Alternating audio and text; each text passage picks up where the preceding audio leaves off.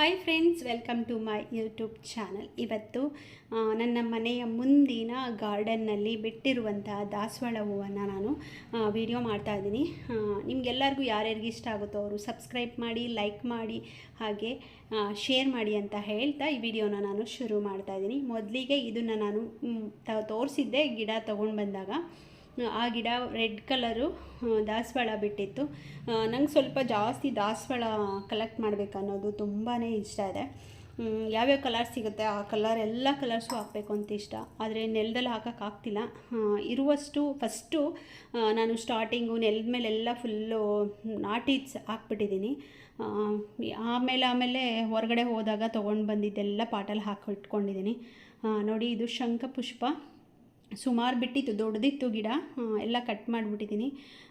ಇಷ್ಟು ಚಿಗುರಿ ಇಷ್ಟು ಹೂ ಬಿಟ್ಟಿದೆ ನೋಡಿ. ರೆಡ್ಡು ಬ್ಲೂ ಆ ಥರ ಇದೆ ಕಾಂಬಿನೇಷನ್, ತುಂಬಾ ಚೆನ್ನಾಗಿದೆ ಅಲ್ಲ. ಹಾಗೆ ಪಾರ್ಕಲ್ಲಿ ಈಗ ಶುರು ಆಗ್ತಾಯಿದೆ.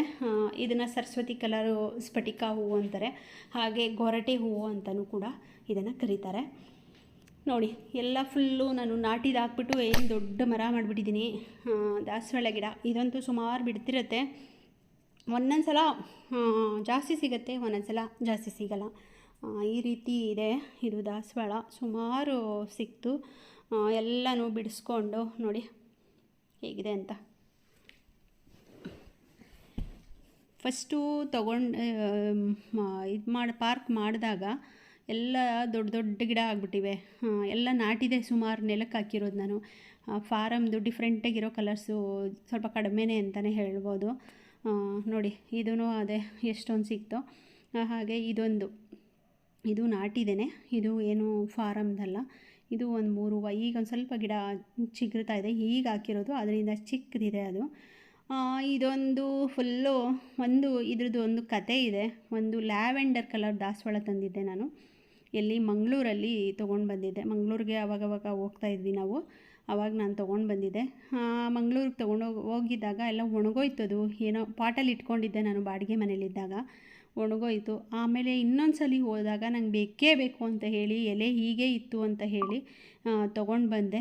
ಅದು ಪಿಂಕ್ ಆಯಿತು, ತುಂಬ ಹೂ ಬಿಡುತ್ತೆ.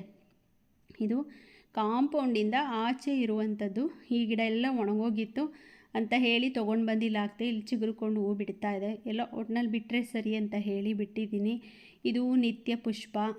ಹಾಗೆ ಇಲ್ಲೊಂದು ಪಾರಿಜಾತ ಮತ್ತು ಗಣಿಗಿಲೆ ಗಿಡ ಎರಡೂ ಒಂದೇ ಇದರಲ್ಲಿ ಬಂದುಬಿಟ್ಟಿದೆ.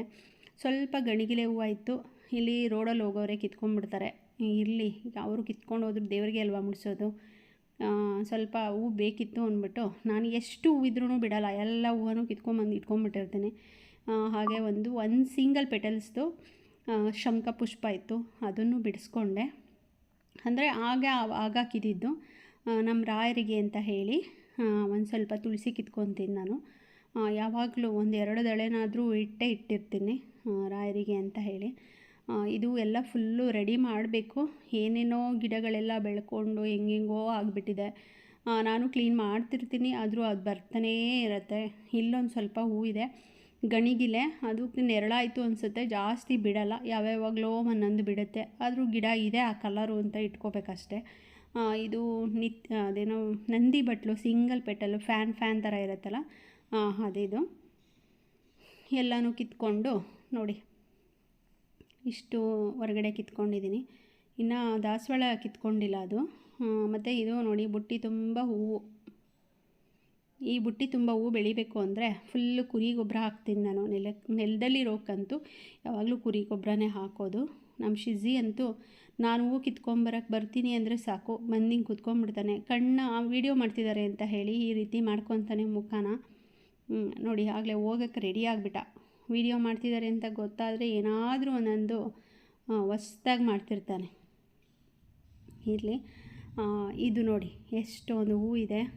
ಬುಟ್ಟಿ ತುಂಬ ಸಿಕ್ಕಿದೆ. ಇದು ಮನೆ ಮುಂದೆ ಇರುವಂಥ ಗಿಡದಲ್ಲಿ ಸಿಕ್ಕಿರುವಂಥ ಹೂವಿದು. ಇನ್ನು ನಾನು ಪುನಃ ಟೆರೆಸ್ಗೆ ಹೋಗಬೇಕು. ಇದು ಹಿಂದೆ ಸೈಡಲ್ಲಿ ಸ್ಫಟಿಕ ಹೂವು ಕಾಕಡ ಗಿಡ ಇರೋದು. ಇದು ನೋಡಿ, ರೋಸು. ಟೆರೆಸ್ಸಿಗೆ ಬಂದಿದ್ದೀನಿ. ಟೆರೆಸ್ಸಲ್ಲಿ ಎಷ್ಟು ಹೂವು ಇದೆ ಅಷ್ಟು ಹೂವು ಬಿಡಿಸ್ಕೊಳ್ಳೋಣ ಅಂತ ಹೇಳಿ ಬಂದೆ.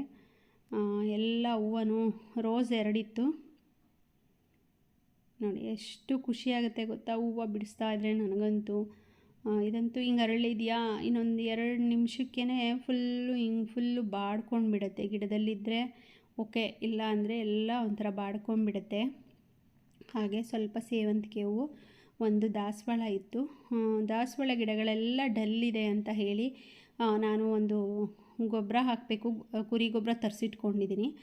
ಅದನ್ನು ಸ್ವಲ್ಪ ಹಾಕಿಬಿಟ್ಟು ನೆಕ್ಸ್ಟ್ ಇನ್ನೊಂದು ವೀಡಿಯೋದಲ್ಲಿ ನಾನು ನಿಮಗೆ ತಿಳಿಸ್ತೀನಿ ಏನು ಹಾಕ್ತೀನಿ ಗಿಡಗಳಿಗೆ ಅನ್ನೋದನ್ನು.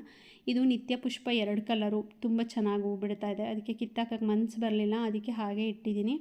ಇದೊಂದು ವೈಟು ಮತ್ತು ಇದೊಂದು ಪಿಂಕು ಮತ್ತು ಡಾರ್ಕ್ ಪಿಂಕು. ಇದು ಡಾರ್ಕ್ ಪಿಂಕು ಮತ್ತು ಮಧ್ಯ ಡಾರ್ಕ್ ಪಿಂಕ್ ಇದೆ, ಸುತ್ತ ಇದಿದೆ. ಇದು ಮಾಮೂಲಿ ಕೆಳಗಡೆ ತೋರಿಸಿದ್ನಲ್ಲ, ಅದು 2 ಗಿಡ ತೊಗೊಂಡು ಬಂದಿದ್ದೆ. ಒಂದು ನೆಲಕ್ಕೆ ಹಾಕಿ ಒಂದು ಪಾಟಲ್ಲಿ ಇಟ್ಕೊಂಡಿದ್ದೆ. ನೆಲದಲ್ಲೂ ಇದ್ದಾಗಲೂ ಅಷ್ಟೇ ಬಿಡುತ್ತೆ, ಪಾಟಲ್ಲಿ ಇದ್ದಾಗಲೂ ಚೆನ್ನಾಗಿ ಬಿಡುತ್ತೆ, ಏನು ತೊಂದರೆ ಏನೂ ಇಲ್ಲ, ತುಂಬ ಚೆನ್ನಾಗಿ ಬಿಡುತ್ತೆ. ಇವತ್ತು ಟೆರೇಸಲ್ಲಿ ಇಷ್ಟು ಹೂವು ಸಿಕ್ತು. ನಾನು ಸ್ವಲ್ಪ ಇದನ್ನು ಕಿತ್ಕೊಂಡಿಲ್ಲ, ಸೇವಂತಿಗೆ ಹೂವು ಕಿತ್ಕೊಂಡಿಲ್ಲ. ರೋಸ್ ಎಲ್ಲ ತುಂಬಾ ಚೆನ್ನಾಗಿವೆ. ಇವನ್ನೆಲ್ಲ ಇದು ಮಾಡಿ ಕೆದಕಿ ಮಣ್ಣು ಬಿಟ್ಟಿದ್ದೀನಿ. ಇದಕ್ಕೆಲ್ಲ ಗೊಬ್ಬರ ಹಾಕಬೇಕು.